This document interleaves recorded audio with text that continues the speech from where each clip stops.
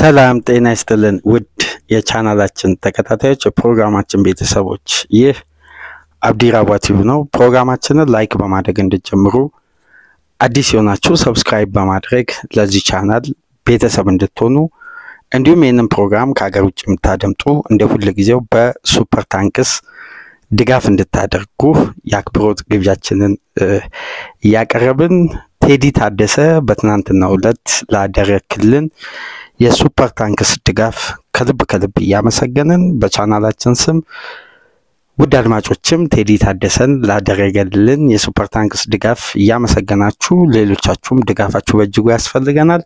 በሱፐር ታንክስ ድጋፍ አድርጉ። ከዚህ ፕሮግራም ቀደም ብሎ እንግዲህ በኢትዮጵያ ፕሪሚየር ሊግ እና በወቅታዊ ሁኔታዎች ዙሪያ አባይ ሰራው ፕሮግራም አለ። እሱንም ያደመጣችሁ ይህንንም ፕሮግራም ለሌሎች እንዲደርስ ላይክ ሼር ሰብስክራይብ ማድረጋችሁን በድጋሚ ያስታውስኩኝ። ይሄ ሰፊ የዝውውር ከዕለተ ሰኞ እስከ ማክሰኞ ንጋት ድረስ ያሉትን የሁሉንም ክለቦች የዝውውር ሂደት ወቅታዊ መረጃን እንግዲህ እስከ ማክሰኞ ንጋት ድረስ ያሉትን ጠቅለል አድርገን በዚህ ፕሮግራም እንቃኛለን። የእያንዳንዱን ክለብ ከእንግሊዝ እስከ ስፔን፣ ጣሊያን የሁሉንም ሊጎች ወቅታዊ በተለይ የእንግሊዝ ክለቦች አንገብጋቢ የሆኑ የዝውውር ሂደቶች አሉ። እየተሰሙ ያሉ መረጃዎች ከእያንዳንዱ ክለብ ጀርባ ስላለው ወቅታዊ ሁኔታ ዝርዝረን እንመለከታለን። ያገኘናቸውን ምንጮችንም እየጠቆምን ለተሻለ ዘገባና ሪፖርት እነዛ ምንጮችን እየተከታተላችሁ የክለባችሁን ወቅታዊ መረጃ በቀጥታ እንድታገኙ የታመኑ ዘጋቢዎችን ፔጅ በኤክስ ገጽ እንዲሁም በሌሎች የሶሻል ሚዲያ ፕላትፎርሞች እንድትከታተሉ ሪፖርተሮችንም እየጠቆምን የመረጃ ምንጮችን እንሰጣችኋለን።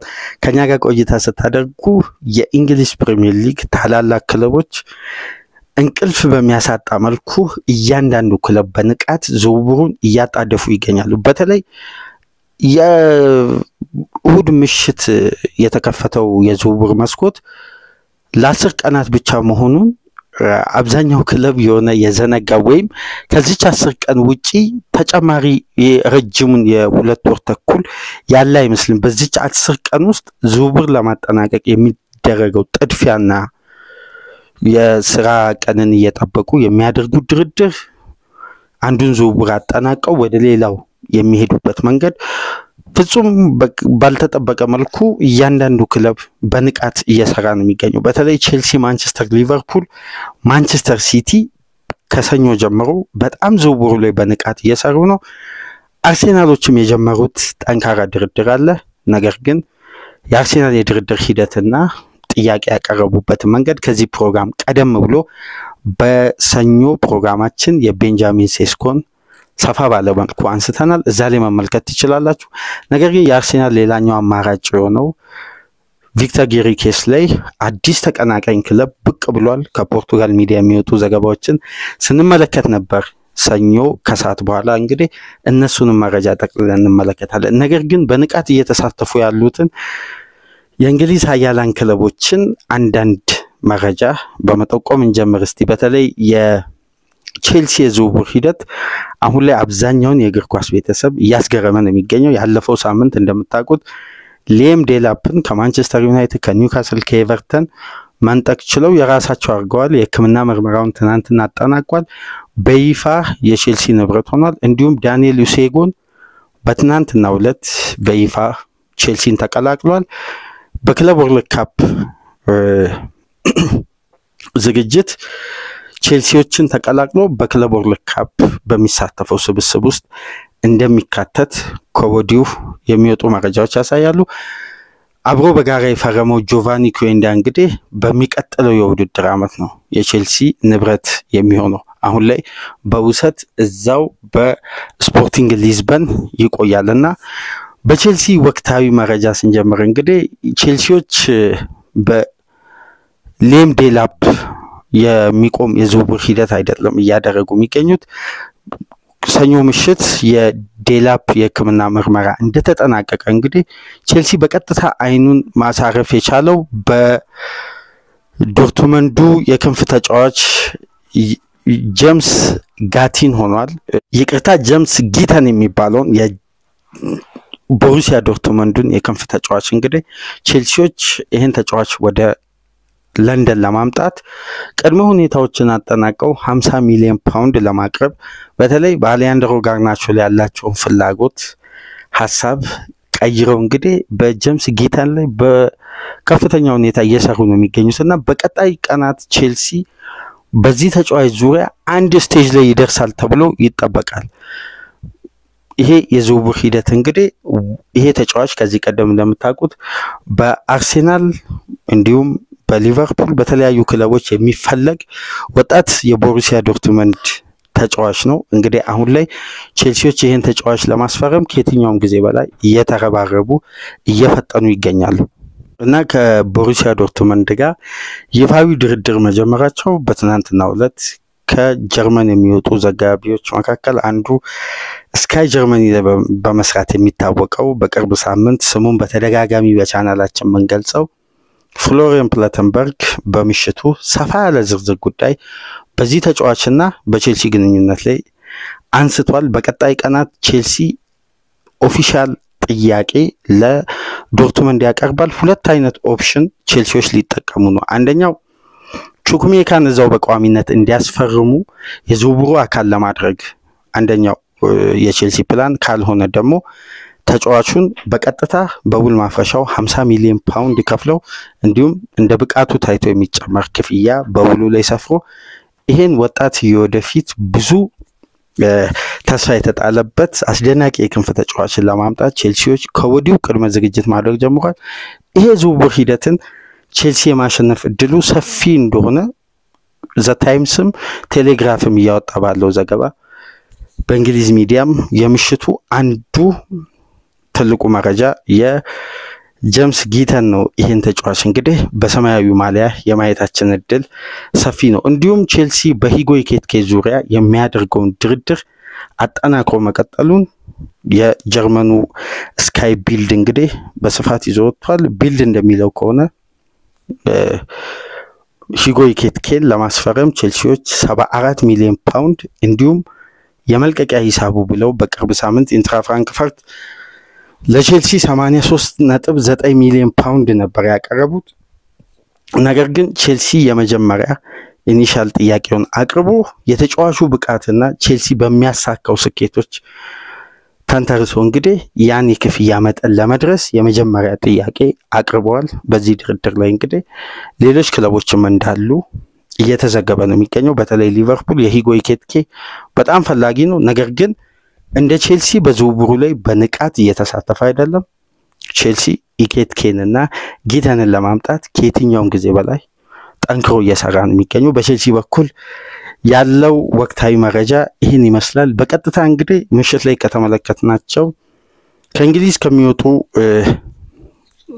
ትላልቅ ዘገባዎች መካከል እንግዲህ የታመኑ ምንጮች ብለን ከምንመለከታቸው ወይም በሚያወጡት መረጃ ተቀባይነትን ያገኙ በዚህ ሰዓት አመኔታቸው ከፍ ያሉ ዘጋቢዎች መካከል ዴቪድ ኦርኒስተን እንግዲህ የታወቀ የእንግሊዝ እግር ኳስ ሪፖርተር ነው። የአትሌቲክሱ ዘጋቢ እንደሚለው ከሆነ በምሽቱ ብራያን ምቤሞ በቀጥታ ወደ ማንቸስተር ዩናይትድ ለመዘዋወር ፍላጎቱንም ውሳኔውንም አሳውቋልና ምርጫው ማንቸስተር ዩናይትድ ሆኗል። በቀጣይ ቀናት ማንቸስተር ዩናይትድ እና ብሬንፎርድ የሚያደርጉት የመጨረሻ ድርድር ብቻ ነው የሚጠበቀው።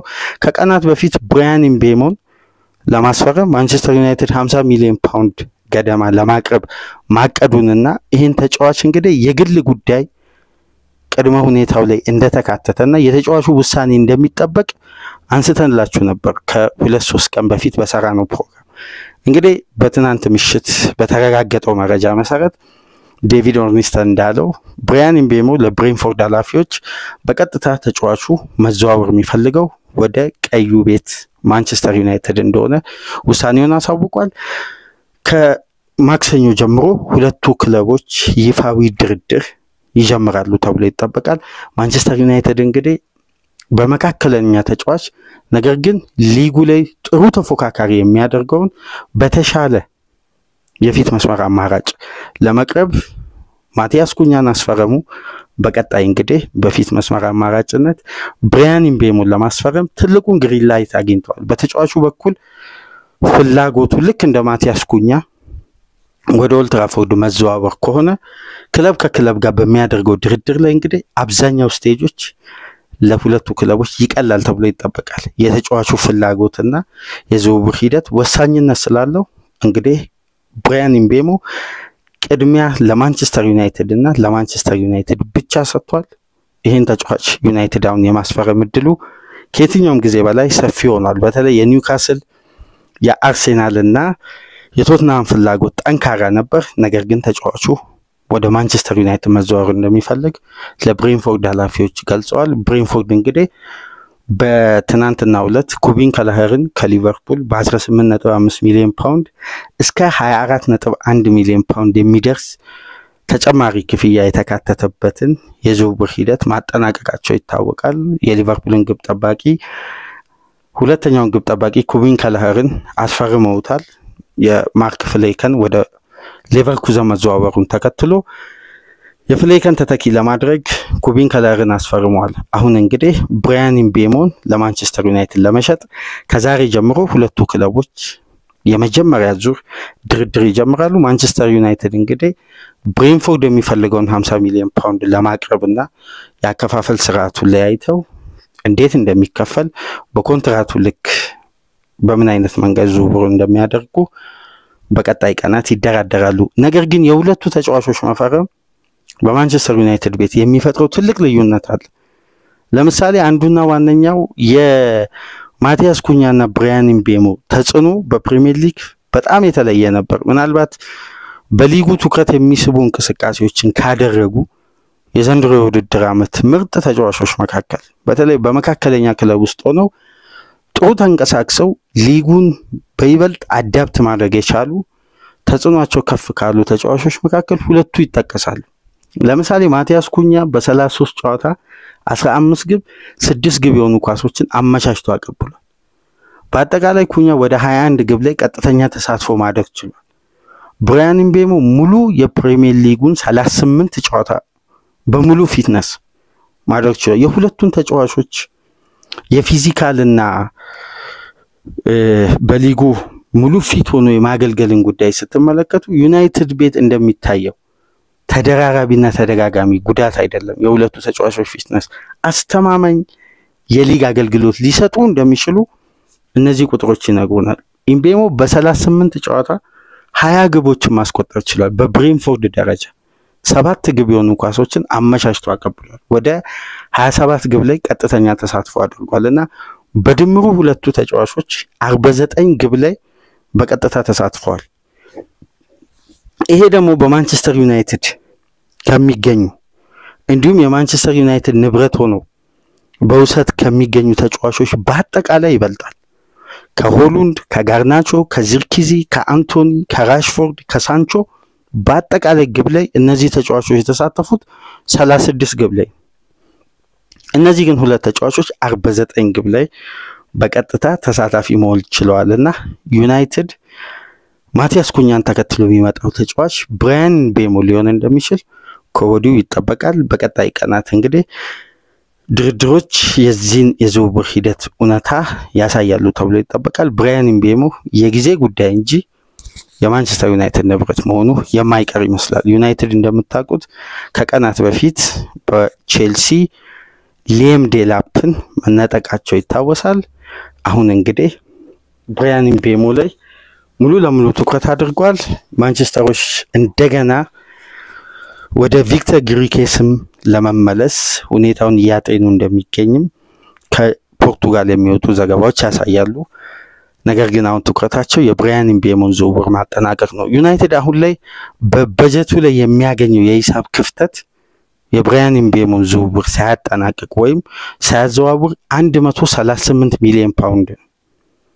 ምናልባት በቀጣይ የአሌሃንድሮ ጋርናቾ፣ ማርከስ ራሽፎርድ፣ አንቶኒ፣ ሳንቾ የነዚህ ተጫዋቾች ሽያጭ ለዩናይትድ እዚህ በጀት ላይ ሲጨመር የተሻለ ጥገናዊ ለውጥ ለማድረግ ያግዟል ተብሎ ይጠበቃል። ነገር ግን ያ የ2-3 ዓመት የ300 ሚሊዮን ፓውንድ የኪሳራ መዝገብ ዩናይትድን አሁንም የሂሳብ መዝገቡን እንዲያስተካክል ሊያስገድደው ይችላል። ነገር ግን ብራያን ምቤሞን ከማዘዋወር የሚገድበው ነገር የለም። ይሄን ተጫዋች በቀጣይ ለግሉ ለማድረግ ከብሬንፎርድ ጋር በቀጥታ ይደራደራል። ማንቸስተር ዩናይትድ እንግዲህ ይሄን ተጫዋች የራሱ ለማድረግ ከማክሰኞ ጀምሮ ከብሬንፎርድ ጋር ይፋዊ ድርድር ይጀምራል ተብሎ ይጠበቃል። ሌላኛው ጉዳይ እንግዲህ እዛው በማንቸስተር ከተማ የሚገኘው የ4 ጊዜ ተከታታይ የሊጉ አሸናፊ የፔፕ ጋርዲዮላ ማንቸስተር ሲቲ በትናንትናው ለሰፊ ፕሮግራም ሰርተን ስለ ሲቲ ጥገናዊ ለውጥ ሰፋ ያለ ዝርዝር ጉዳይ አንስተን ነበር። ራያን ቸርኪ ለማስፈረም ተቃርበዋል። ታይረል ራይንደርስንም በተመሳሳይ ሞርጋን ጊብስ ዋይት የቀናት ጉዳይ ነው እንጂ የሲቲ ንብረት የመሆኑ ነገር የማይቀር ነው። እነዚህ 3 አማካዮች ወደ ሲቲ ይዘዋወራሉ። ነገር ግን ሲቲ ግንባታውን ወይም ጥገናዊ ለውጡን የጀመረው ከተከላካይ መስመር ነውና ሜሎስ ኪርኬዝን ለረጅም ጊዜ ሲከታተሉ ቆይተው ይሄ ተጫዋች እንግዲህ ወደ ሊቨርፑል ለመዘዋወር ከጫፍ ደርሷል። ይህንን ተከትሎ ሲቲዎች ፕላናቸውን በመቀየር የወልቭሱን ኤት ኑሪን በትናንትናው ዕለት ለወልቭስ ያቀረቡት ጥያቄ ተቀባይነት አግኝቶ ከተጫዋቹ ጋር በግል ጉዳይ ተስማምተዋል። በቀጣይ ቀናት ያከፋፈል ስርዓቱና የተጫዋቹ ጥቅም የተለያዩ ጉዳዮች ተጠናቀው ለሕክምና ምርመራ ወደ ማንቸስተር ሲቲ ይመጣል ተብሎ ይጠበቃል። ኤት ኑሪ እንግዲህ ከዚህ ቀደም በተለያዩ ትላልቅ ክለቦች ማንቸስተርን ጨምሮ የሊቨርፑሎችን ፕላን ነበር። በመጨረሻ ማረፊያው ማንቸስተር ሲቲ ሆኗልና በቀጣይ ቀናት ውስጥ ከመንሰማቸው ሊጠናቀቁ ከተቃረቡ ዝውውሮች ውስጥ አንዱ የዚህ አልጄሪያዊ የግራ ተመላላሽ የወልቭስ ንብረት የሆነው ኤት ኑሪ ማንቸስተር ሲቲ ለመቀላቀል ከጫፍ ደርሷል። ቅድመ ሁኔታዎች በአብዛኛው መጠናቀቃቸውን ነው ፋብሪዚዮም እንዲሁም ቴሌግራፍ ባወጣው መረጃ እያስነበበ የሚገኘውና ሲቲ ከነዛ 3 አማካዮች ቀደም ብሎ ይህን ተጫዋች የግሉ ለማድረግ ከጫፍ ደርሷል። በማንቸስተር ሲቲ በኩል የተሰማው መረጃ በማንቸስተር ከተማ ማንቸስተር ኢቪኒንግ ይዟቸው ከወጡ መረጃዎች መካከል አንዱ ይሄ ነው። ነገር ግን በማንቸስተር ዩናይትድም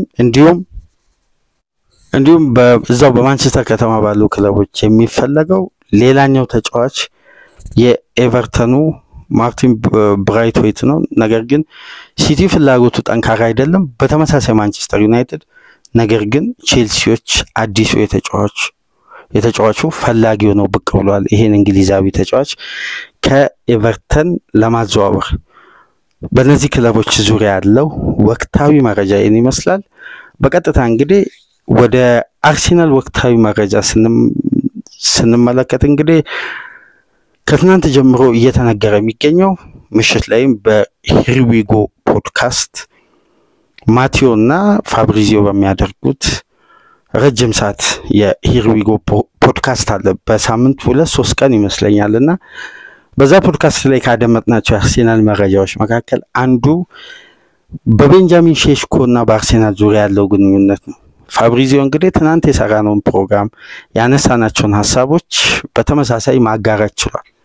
አርሴናል ለተጫዋቹ ወደ 70 ሚሊዮን ፓውንድ ገደማ የሚደርስ ፓኬጅ አቅርቧል። ምንም አይነት ምላሽ እስካሁን ከአርቢ ሌይፕዚግ አላገኘም። ነገር ግን ያለፈው ሳምንት መጨረሻ ቅዳሜና እሁድ ቤርታና ማርክ ሼፍል ተገናኝተው መነጋገራቸውና አርሴናልም በዛም ወቅት ለአርቢ ሌይፕዚግ 70 ሚሊዮን ፓውንድ ማቅረቡ ተሰምቷል፣ ተረጋግጧል።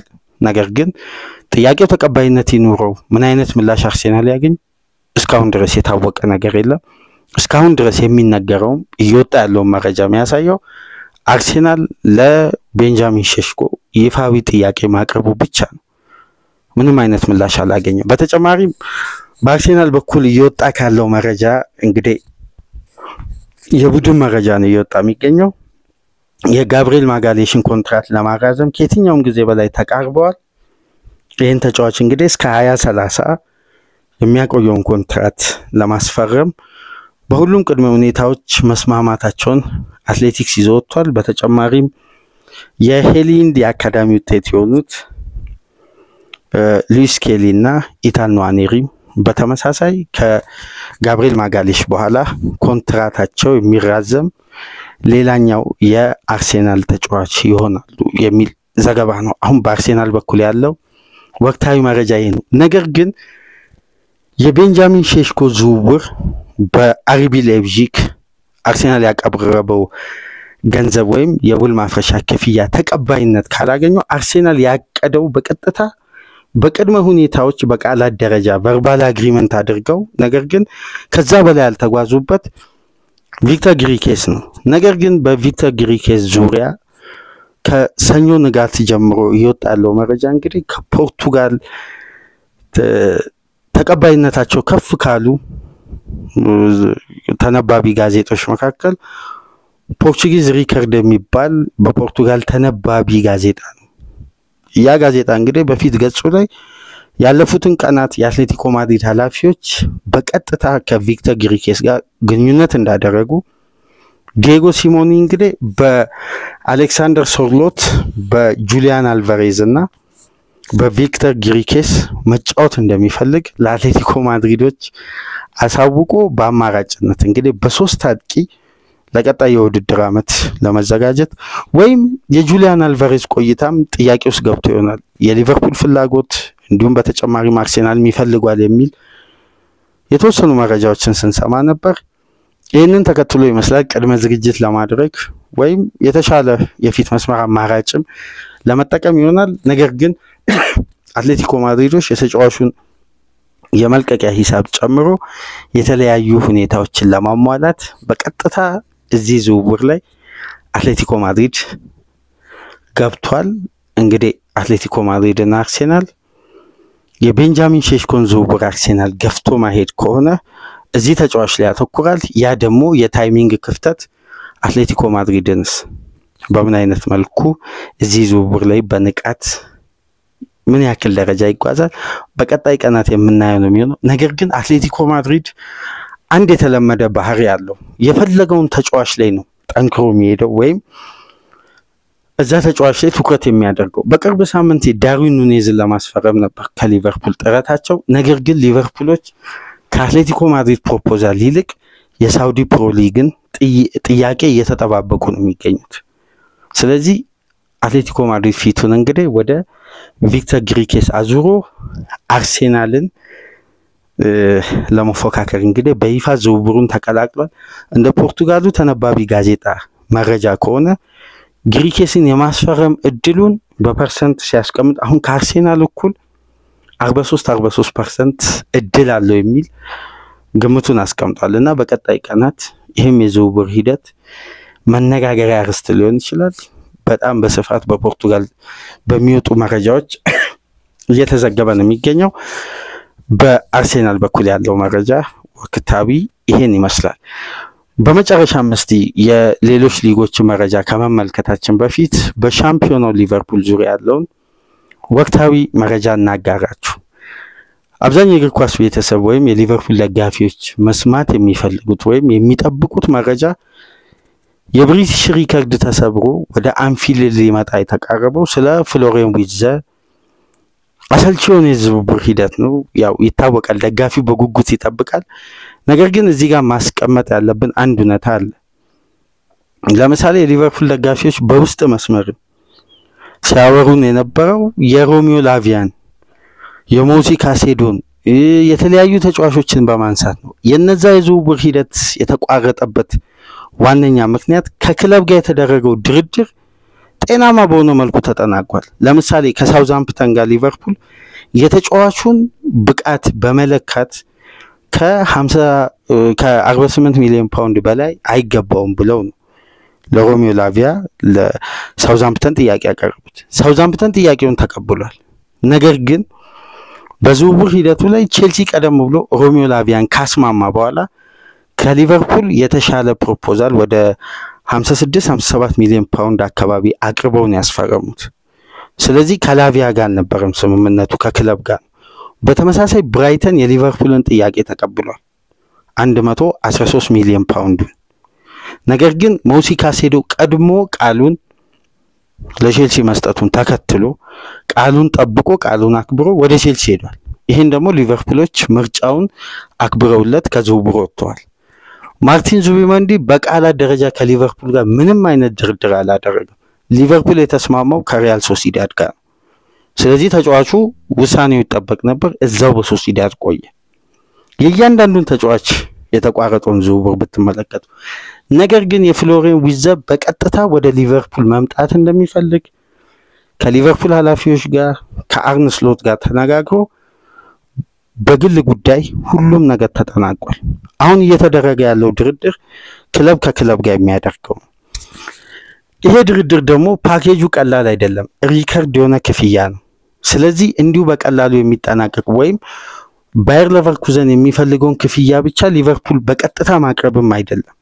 የተለያዩ ቅድመ ሁኔታዎች ይኖራሉ። ለምሳሌ ይሄ ዝውውር እስካሁን ካልተጠናቀቀበት ዋነኛ ምክንያት 109 ሚሊዮን ፓውንድ ወይም 130 ሚሊዮን ዩሮ ሊቨርፑል ያቀረበውን ባየር ሌቨርኩዘን ያልተቀበለው የተጫዋቹ ብቃት ታይቶ የሚጨመር አዶንስ የሚባለው ይሄ እንደ ብቃቱ ታይቶ ተብሎ መጨረሻ ላይ የሚጨመር ተጫዋቹ ይሄን የሚያሳካ ከሆነ ከቡድኑ ጋር ይሄን ያክል ፐርሰንት ሊቨርፑል ይጨምር በሚለው ላይ የሊቨርፑል ኃላፊዎች የ20 ሚሊዮን ዩሮን ፓኬጅ አላቀረቡ።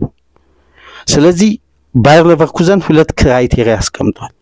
ሃርቪ ኤሊየትንና 86 ሚሊዮን ፓውንድ ካልሆነ 126 ወይም 150 ሚሊዮን ዩሮን ነው እየጠየቁ የሚገኙት።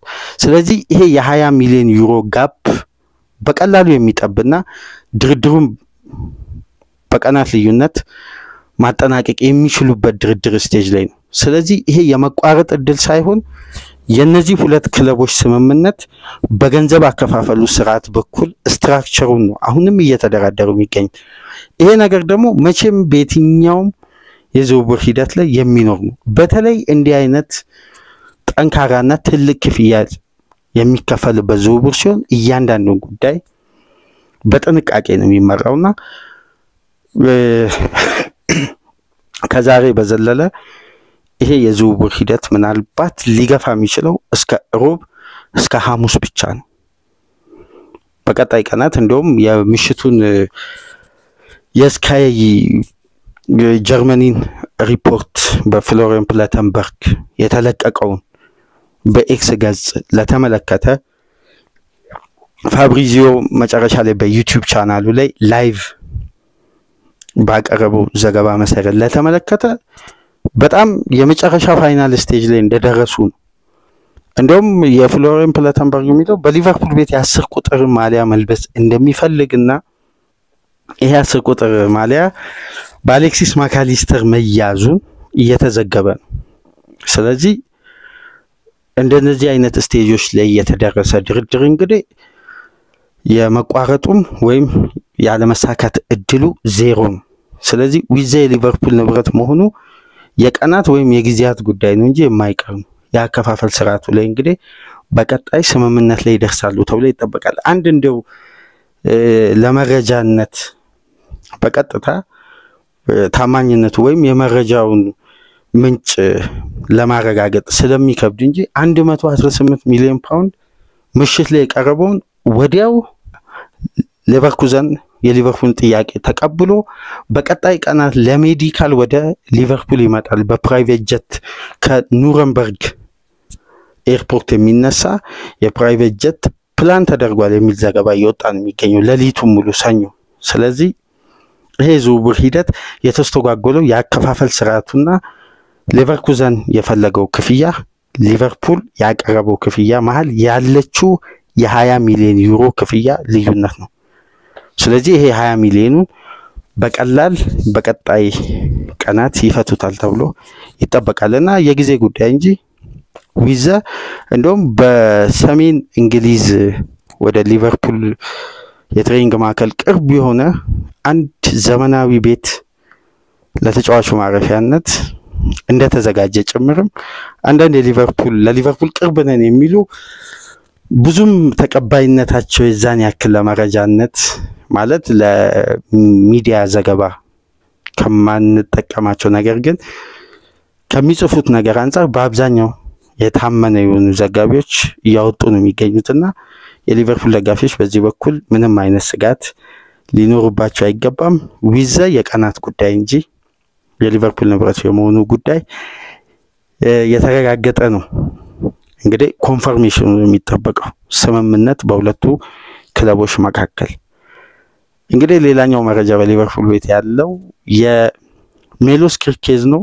በሁሉም ቅድመ ሁኔታዎች ቦርንማውዝ እና ሊቨርፑል ከስምምነት ላይ ሊደርሱ ከጫፍ ደርሷል። ተጫዋቹ እስከ አርብ ድረስ ባለው የሕክምና ምርመራውን አጠናቆ የሊቨርፑል ንብረት ይሆናል። ኪርኬዝ ከሊቨርፑል ጋር ቅድመ ስምምነት ማድረጉን ያለፈው ሳምንት ጠቁመናችሁ ነበር። አሁን በሁሉም ሁኔታዎች ቦርንማውዝ እና ሊቨርፑል ከስምምነት ላይ ሊደርሱ ከጫፍ ደርሷል። ወደ 40 ሚሊዮን ፓውንድ አሁን የሚከፈል ብቃቱ ታይቶ የሚጨመር 7.2 ሚሊዮን ፓውንድ በውሉ ላይ ተካቶ የሊቨርፑል ሌላኛው ፈራሚ ለመሆን ከየትኛውም ጊዜ በላይ ተቃርቧል። በቀናት ወይም በሰዓታት ልዩነት የሊቨርፑል ንብረት ይሆናል። ለሕክምና ኪርኪብ ይደርሳል ተብሎ ይጠበቃል ሜሎስ ኪርኬዝ ዊድዘም። ስለዚህ ሊቨርፑል በእነዚህ 10 ቀናት በተከፈተው የዝውውር መስኮት የሶስቱን ተጫዋቾች ዝውውር ይፋ ያደርጋል። ይቅርታ የፍሪፖንግ ይፋ ሆኗል። የሊቨርፑል ንብረት ሆኗል። እንግዲህ በሊቨርፑል ማሊያም እንደተመለከታችሁት የቪዲዮ ሹቶችም የተለያዩ ጉዳዮች ተለቀዋል። እነዚህ ሁለት ተጫዋቾች እንግዲህ እስከዚህ ሳምንት መጨረሻ ድረስ የሊቨርፑል ንብረት የመሆናቸው እድል በጣም ከየትኛውም ጊዜ በላይ ተቃርቧል። ምናልባት ከኔሽን ሊግ የግማሽ ፍጻሜ ጨዋታ በፊት ፍሎሪያን ዊርትዝ ይሄ ዝውውር እንዲጠናቀቅ በእጅጉ እንደፈለገ የጀርመን ተነባቢ ጋዜጣ እንግዲህ ቢልድ ይዞ ወጥቷል። ስለዚህ የጊዜ ጉዳይ እንጂ ፍሎሪያን ዊርትዝ የሊቨርፑል ንብረት ይሆናል። ከዛን ሜሎስ ኪርኬዝ ይቀጥላል ማለት ነው በተያዘላቸው ጊዜ ገደብ መሰረት። ስለዚህ የ200 ሚሊዮን ፓውንድ የ10 ቀናት እነዚህ 10 ቀኖች የመጀመሪያ ዙር የ10 ቀን የዝውውር ሂደትን ሊቨርፑል በ200 ሚሊዮን ፓውንድ ለማጠናቀቅ ባቀደው መሰረት ይሄ እነዚህ የዝውውር ሂደቶች ጊዜና ሰዓታቸውን ጠብቆ ለሊቨርፑል በተመቻቸ መልኩ እየተጓዘ ነው የሚገኘው። ነገር ግን የመጀመሪያ የ10 ቀን የዝውውር ሂደት ከተጠናቀቀ በኋላ ሊቨርፑል በአጥቂ ግዢ ላይ ሲያተኩር በርከት ያሉ ተጫዋቾች ከስብስቡ ሊለቁ ይችላሉ። ሃርቪ ኤሊየት በይፋ ከቦሩሲያ ዶርትመንድ ጋር ከእሁድ ጀምሮ የምንሰማው ሩመርስ ነበር። ነገር ግን ሰኞ ምሽት ከጀርመን የሚወጡ ዘገባዎች በተለይ ኪከር የሚባል አንድ ተነባቢ የጀርመን ታብሎይድ እንደሚለው ከሆነ ዶርትመንድ ጄምስ ጊተንን ለቼልሲ የመሸጡ ዕድል አሁን ላይ ከፍ ስላለ በቦታው ሃርቪ ኤሊየትን ለመተካት እስከ 42 ሚሊዮን ፓውንድ ለሊቨርፑል ለማቅረብ ቅድመ ዝግጅቱን አጠናቋል። ከተጫዋቹ ጋርም ድርድር ማድረጉን ተዘግቧል። ጃሬል ካውንሳ እንግዲህ ወይ ኒውካስል ወይ አስቶን ቪላ ካልሆነ ደግሞ የፍሎሪያን ዊርትዝ ዝውውር አካል ሆኖ ሌቨርኩዘን የመሄዱ ዕድል አሁን ላይ ሰፊ ነው። ከቀናት በፊት እንደሰማችሁት ኩቢን ከለኸር ለብሬንፎርድ በይፋ ተሽጧል። ቤንዶክ የኤቨርተኖች ኢላማ ሆኗል። ባለፈው የጥር ዝውውር መስኮት ከኢፕስዊች ታውን እና ክሪስታል ፓላስ የቀረበላቸውን ጥያቄ ሊቨርፑሎች ውድቅ ማድረጋቸው ይታወሳል። አሁን ግን ቤንዶክን ለመሸጥ ሊቨርፑሎች ከተጫራች ክለቦች የሚመጣውን ጥያቄ እየተመለከተ ነው። አሁን አንዱን ኤቨርተን እንግዲህ እዛው የመርሲሳይድ ክለብ የቤንዶክ ፈላጊ ሆኖ የመጣው ይሸጡታል አይሸጡትም በቀጣይ ቀናት የምናየው ነው የሚሆነው። እንግዲህ በሊቨርፑል በኩል አሁን ላይ ያለው ወቅታዊ መረጃ ይሄን ይመስላል። በቀጥታ ዓለም አቀፍ የዝውውር ሂደቶችን ስንመለከት የአልሂላል ጉጉት ከየትኛውም ጊዜ በላይ ጠንክሮ ብሩኖ ፈርናንዴዝን የማስፈረም አሁን ላይ እድላቸውን በራስ መተማመናቸውን በጣም ከፍ ብሏል። እንደምሽቱ እንደሚወጡት ዘገባ ከሆነ በቀጣይ 2-3 ቀናት በጁን 14 ክለብ ወርልድ ካፕ ስለሚጀምር አልሂላሎች የብሩኖ ፈርናንዴዝን ውሳኔ እየተጠባበቁ ነው የሚገኙት። ከቀናት በፊት መረጃው እንደወጣ አድርሰናችሁ ነበር። ወደኋላ ከአንድ ከሁለት ቀን በፊት የለቀቅነውን ፕሮግራም ብትመለከቱ በዚህ ዙሪያ ሰፊ ፕሮግራም ሰርተን ነበርና አሁን ላይ በራስ መተማመናቸው ከፍ ብሏል። ሲሞኔ ኢንዛጊን ለማምጣት ከኢንተር ሚላን ጋር የውል ማፍረሻውን ድርድር መጀመራቸው ምሽት ላይ ፋብሪዚዮ ሲያረጋግጥ ነበር። ቪክተር ኦሲሜንን ለማምጣትና ሚትሮቪችን ለመሸጥ ከወዲሁ በተለይ የዌስትሃም ፍላጎት መጠንከሩን ተከትሎ አልሂላል ቪክተር ኦሲሜንን ለማምጣትም እንቅስቃሴዎችን ጀምሯል። ሌላኛው ተጫዋች እንግዲህ ብሩኖ ፈርናንዴዝ ነው። በቀጣይ ቀናት አንድ ትልቅ መረጃ ልናደምጥ እንችላለን። በዚህ የዝውውር ሂደት ላይ እንደምታስታውሱት ሚጌል ፒኖ የብሩኖ ፈርናንዴዝ ኤጀንት በዛኛው ፕሮግራም ከቀናት በፊት በሰራነው ላይ እንዳነሳ ነው በሪያድ ተገኝቶ ከአልሂላል ኃላፊዎች ጋር መደራደሩንና አንዳንድ ቅድመ ሁኔታዎችን ለአልሂላል ኃላፊዎች ማሳወቁን ተከትሎ ይሄ ዝውውር ሂደት ከየትኛውም ጊዜ በላይ እየተጠበቀ ነው የሚገኘውና ይሄ አንዱ በዓለም አቀፍ ዙሪያ ከተሰሙ ዝውውሮች መካከል አንዱ ይሄ ነው። ሌላኛው እንግዲህ የሪያል ማድሪድ ዲን ሆይሰንን እንዲሁም ትሬንትን በተጨማሪም አሎንሶን በአሰልጣኝነት ካመጣ በኋላ የቤኔፊካውን ፉልባክ ለማምጣት የሚደረገው ድርድር ከየትኛውም ጊዜ በላይ እያፈጠነ ነው የሚገኘውና ይሄ ተጫዋች የሪያል ማድሪድ ንብረት የመሆኑ ጉዳይ የቀናት ልዩነት ነው። ምክንያቱም ማንቸስተር ዩናይትድ ይሄን ፉልባክ ይፈልገው ነበር። ከዛም በኋላ ፓትሪክ ዶርጉን ስላዘዋወሩ ከዚህ ዝውውር በይፋ ወጥተው ነበር እና አልቫሮ ካሬሬስን የግሉ ለማድረግ ማድሪድ ከየትኛውም ጊዜ በላይ ተቃርቧል። እንዲሁም ስቴለርን ከስቱትጋርት ለማምጣት እንግዲህ የዛቢ አሎንሶ ምርጫ መሆኑ ተነግሯል። ይሄ አማካይ ስለዚህ ማድሪዶችም ራሳቸውን በተሻለ ሁኔታ እያጠናከሩ ነው የሚገኙት። በአጠቃላይ በአምስቱ ትላልቅ ሊግ ያለው ወቅታዊ የእያንዳንዱ ክለብ የዝውውር ሂደት ይሄን ይመስላል። እንግዲህ የዝውውር ጉዳይ በቀናት ልዩነት የመቀየር እድል አለ። ለምሳሌ የሌም ዴላፕ ጉዳይ በአብዛኛው የእግር ኳስ ቤተሰብ የሚጠብቅ የነበረው የማንቸስተር ዩናይትድ ንብረት ይሆናል የሚል ነው። ነገር ግን ጉዳዮች በአንዴ ነው ሽፍት ያደረጉትና ቼልሲ ይሄን ዝውውር መጥለፍ የቻለው አሁን የሌም ዴላፕ ዝውውር መጠለፉን ተከትሎ እንደ ዘሳን ምናምን ዘገባ ከሆነ ማንቸስተር ዩናይትዶች ማቴታ ላይ አተኩሯል የሚል ዘገባ ይዞቷል። ነገር ግን የተረጋገጠ ወይም አመኔታው ከፍ እስከሚል ድረስ ወይም ከታመኑ ዘጋቢዎች እስከሚወጣ ድረስ የተጠበቀ ነው። ስለዚህ ብዙ አማራጮችን በገበያ ላይ የሚገኙ ተጫዋቾችን እየተመለከቱ ነውና አንዳንድ አወዛጋቢ ጉዳዮች አሉ። ግን ስለዚህ በዝውውር